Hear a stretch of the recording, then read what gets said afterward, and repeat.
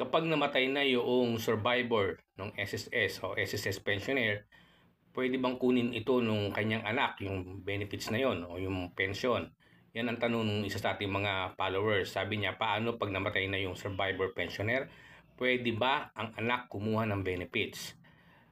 Ang SSS po ay hinahabol yung mga kumukuha ng pension ng mga namatay na pensioner o survivor pensioner.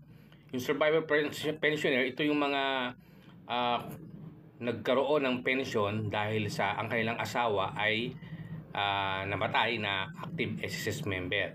So ang tawag doon ay survivor pensioner. Ngayon kapag namatay po yung survivor pensioner, ay kailangan may stop na po o i-stop na ng SSS yung pension na nakukuha niya. Kaya kailangan yung i-report yan sa SSS na patay na po yung survivor pensioner.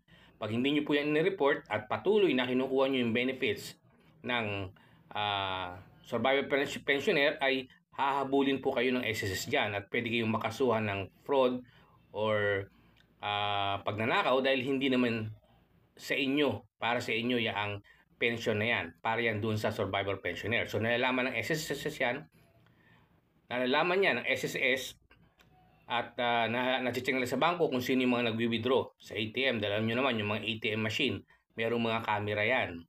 Kaya malalaman niya ng SSS or ng bangko kung yung kumukuha ng pension ay yung kanyang anak o yung kumubuhay pa yung SSS survivor pensioner. So mag-ingat po kayo. Kailangan po ay maging maingat kayo at kung meron kayong tanong, mag-message lang kayo sa baba ng video nito. See you on my next videos.